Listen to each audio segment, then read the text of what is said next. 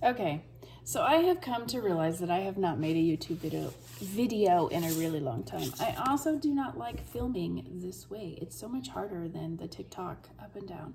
But I need to update you on what I've been doing. As you can clearly see here, I have a lot of books we need to talk about. Oh, so many of them.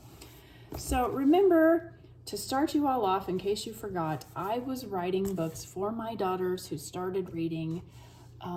Well, my daughter's 18 and she started reading chapter books a little earlier than others. So I started writing her books. And I wrote a whole series based on her that I have not put out because it was pretty bad. It was like 7 books. And I need to tackle that eventually. There's a lot that I have learned though since writing. Some other shorter books though that I put out. So all of these, again, were put out back 10 to 12 years ago. I have taken them, re-edited them just to make sure, because again, self-publishing, made sure everything was okay, and then redesigned new covers, and my last name changed since then. I got remarried, so of course I put my new last name on them. So the books ranged from like 8 to 12, and they are honestly, some, like this one's a little older, but some of them are for much younger chapter books, early chapter books, early readers, whatever, like especially this one, you know, bigger font, not so long so kids don't get overwhelmed. So Charming makes the rules. Charming was our cat. He was an amazing cat.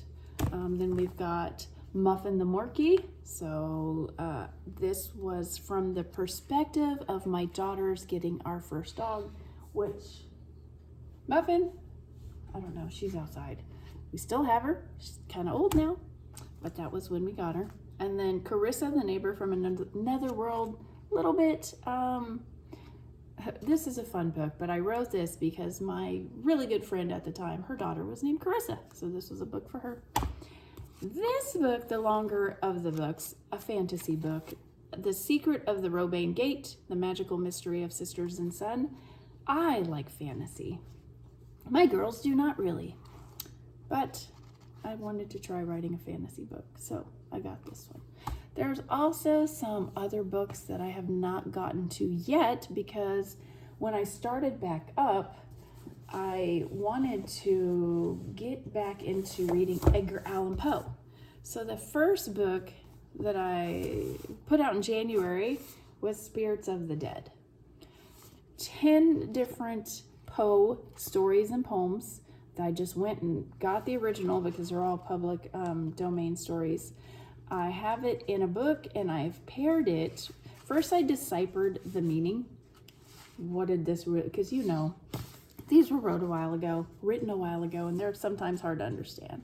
So I deciphered what it meant, told you a little bit about what was going on at the time it was written, and then I paired a drink also from like the 1800s, because I took the book from the 1800s to find these drink to match up with each of the stories. So there was Spirits of the Dead, and then this was fun. So then I created Spirits of the Deader, 10 different stories, 10 different drinks.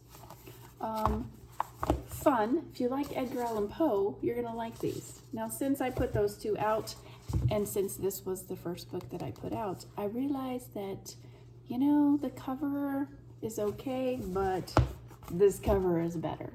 So I redesigned both of the covers. They look like this now. So same insides, just different looking covers. If you want these, I can send them to you because I have extras. Message me, but these are on Amazon. Okay, I've gone over all those. Oh no, I didn't go over these. Then after I did that, I thought, let's do Alice in Wonderland, a nice classic. So also Spirit, because this is another drink book. After every chapter, and again, this is just the Alice in Wonderland book with the drinks paired with the chapters. So the Silver Fizz, 2 ounces of London dry gin, 1 ounce fresh lemon juice, ½ ounce simple syrup, 1 egg white, club soda. I am not a big drinker, but it was kind of fun matching these up with drinks. Okay. I have another spirit book, but wait, I should stay with the Poe books. Poe. Okay, so since I wrote those 2 Poe books, I felt kind of like I wanted a book for kids. So I'm a middle school teacher. So I came out with this one. This is there's only 4 stories, and it's the Young Reader's Guide to Poe. So there is the Telltale Heart.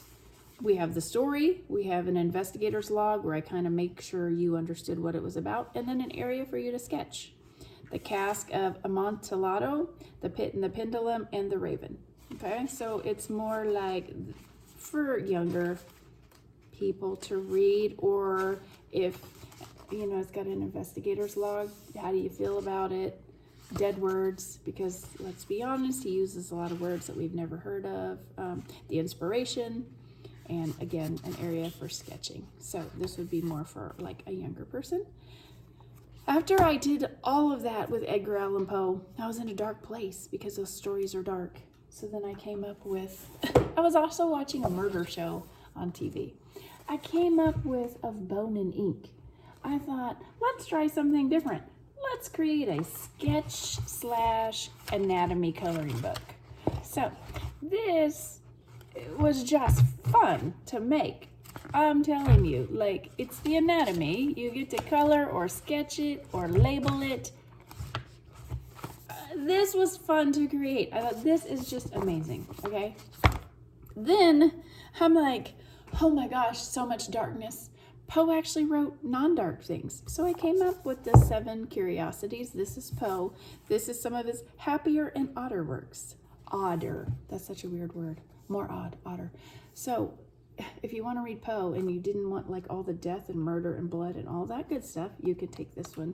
I think there's 7 stories in here, and they're like the happier, weirder works that he wrote, because I was not that familiar. I was just familiar really with the darker stuff. So the Frenchman, the balloon hoax, the 1002nd Tale, the elk, things like that. So I did that one. Okay, I'm laying in bed and I'm like, books are amazing for a lot of people, but there are so many people out there that don't like to read and they don't like books. How can I reach the people that don't want to read books and don't like books? And the book for people who hate reading, it doesn't have the bar. This is just my author copy. The book for people who hate reading. It is a joke, mostly. There are words on all the pages, but not much. And it is all about reasons why you don't like to read in a fun way, to the point where you will be able to finish this. 500 pages dedicated to everyone who never finished a book. This one is for you. You're almost done already. It's a joke book. You're gonna give this to somebody you know who hates reading, and they're gonna be like, and they're gonna want to read it because they're gonna finish it within an hour or 2. It's not long. So there are 36 chapters. Oh, I keep saying 33. 36 chapters. The unlucky chapter, wise words, gravity is not responding, too many words, the great repeat, the mid-book crisis, the conflict of sound, the library of laughs. Like, they're all just kind of fun, short chapters. And seriously, chapter 2, you're awesome. Before you get too far into this book, you need to know something. You are incredible. I mean it. Look at you, reading such a big book, turning pages like a total boss. Most people would be on their phones by now, but you're locked in. You are dedicated. Give yourself a pat on the back. Wait, don't drop the book. Okay, back to business. You're absolutely ready to accomplish this amazing feat. So you're like turning pages like a boss, like you're reading a book, but you hate reading books. Okay, next up. I'm about to sneeze. Ignore me. Okay, I have the back door open for the dogs, and I have allergies. The Teacher's Archive. Because I'm a teacher, I did this one. I think it's interesting how education started and where it is now, the differences between the two. So what happened in the very beginning to how it is now. So I have 50 artifacts of education then and now. So for example, which one? This is the potbelly stove. Long before central heating, the hearth of the schoolroom was a cast iron potbelly stove. It was the teacher's responsibility to arrive an hour before the students to haul in wood or coal and start the fire.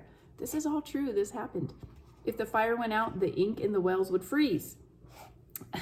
Students in the front row would swelter, while those in the back would shiver in their coats. The stove wasn't just for heat. It was often used to warm up pails of soup brought by students for lunch. That's how it used to be. If only I had control of my own thermostat in my room. I keep a small heater tucked next to my desk because the classroom is almost always freezing.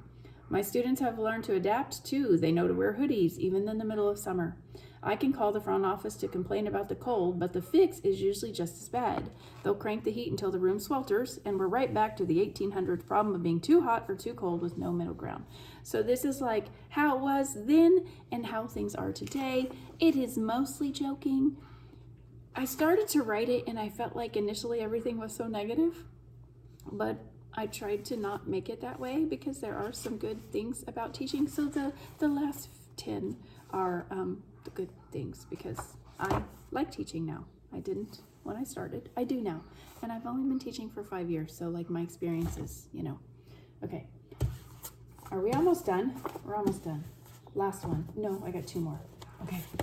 We'll do this one first. Spirits of the Rack is the pool book. It says spirits, so we're matching pool information to drinks. If you don't know, my husband is like a very good pool player, and I play it, and I'm not very good, but I'm trying to just have fun. I'm not a competitive person, so that's been really challenging for me.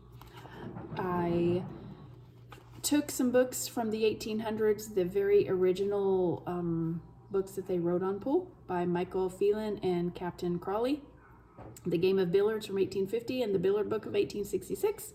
I pulled out the information that they started with, that people were, like when the balls are grouped in a cluster, the novice sees only a wall. The master sees a door. You must identify the key ball, the one that, when struck, will open the others without sending them to a far corner of the table. So I took some tips, I took some information, and then I paired it with a drink. And I also, because pool can be very serious, well, I mean, it is serious, but whatever. What am I trying to say? I also matched it with some non-alcohol drinks for the clear-eyed player who is wanting to win a tournament, such as, well, there's a lot of energy drinks in there. The Neon Kick, a sugar-free energy drink over a mountain of crushed ice. Add a squeeze of fresh lime to cut the sweetness. The Vegas Tea. And again, this is just my fun take on creating a pool book because Paula asked me to and she plays pool. And I thought, well, if Paula thinks she needs a pool book, then I will give her this. So that's what it is. The last one. Dr. Jekyll and Mr. Hyde. I had no idea what this book was about. I had never read it until recently. Super quick read, super short. This is for anybody, probably younger people, but again, anybody, because this is such a classic book, and my goal is to get all these classic books out into people's hands. It, after every chapter, I gave you a clarity, like bullet point the main points to make sure you understood everything. It says why the things in this chapter mattered. This chapter shows that something is seriously wrong with Jekyll, even though he tries to appear normal. So, yeah, no drinks in this book, not at all. So that's the last book I have. Should I tell you what I'm working on now? No, I'm going to keep it a secret. I hope to have it out. I'm still reading it though. It's another classic book like Dr. Jekyll and Mr. Hyde. It's very good so far. I'm only 2 chapters in and it's a little longer. So yes, so these are some of the books I'm working on. My birthday's coming up and April 8th, I'm turning 50. So I would love for you to go on Amazon, buy a book and leave me a review and tell everybody else that I'm putting these books together. Again, my goal, literature for everyone, even people who hate to read. That's why I got such a big book for them right there. I want to show you something too. Originally, I thought it'd be funny to make that book at 8 by. And I got this and I was like, I absolutely hate this. Nobody is going to want this. And I was like, this is horrible. So I had to redesign it. Oh, this is the chapter where there's really long words. And it just means beautiful, say beautiful. I guess if I wanted to like, but aren't they backwards? Yeah, I don't think they're the right way to see them. So originally I tried to make that but big, and no, way too big. I mean, I guess, would you want that on your coffee table? And of course, the printing is, you know, you have to press that down a little bit because it's, yeah. Anyways, so thanks for watching.